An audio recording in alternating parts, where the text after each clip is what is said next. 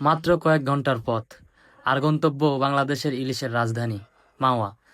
আজ দেখব সত্যি কি মাওয়ার ইলিশের স্বাদ এতটাই অসাধারণ, নাকি সবটাই মানুষের মুখে মুখে। চলুন শুরু করা যাক আজকের ফুল জার্নি।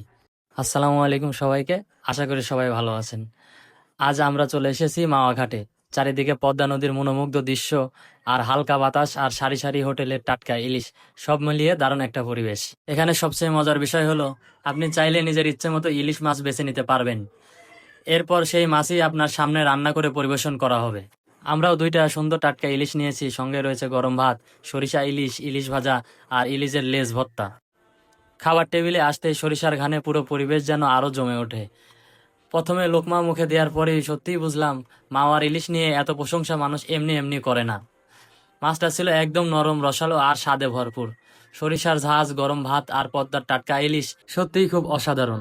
শুধু খাবার নয়, মাওয়ার পরিবেশটাও মন ভালো করে দেয়। নদীর পাড়ে কিছুটা সময় কাটিয়ে প্রিয় মানুষদের সঙ্গে এমন একটি লাঞ্চ স্মৃতিতে থেকে যাওয়ার মতো একটা অভিজ্ঞতা। আপনার যদি ভালো খাবার আর ছোট্ট একদিনের ভ্রমণ দুটোই পছন্দ হয়, তাহলে একবার অবশ্যই মাওয়া ঘুরে আসুন। ভিডিওটি যদি ভালো লেগে থাকে, তাহলে অবশ্যই একটি লাইক করবেন, কমেন্টে জানাবেন আপনি মাওয়ার ইলিশ খেয়েছেন কিনা। আর এমন আরও ট্রাভেল ব্লগ পেতে অবশ্যই চ্যানেলটি সাবস্ক্রাইব ও ফেসবুক পেজটি ফলো করে রাখুন। আবার দেখা হবে নতুন কোনো জায়গায়, নতুন কোনো গল্প নিয়ে। আল্লাহ হাফেজ।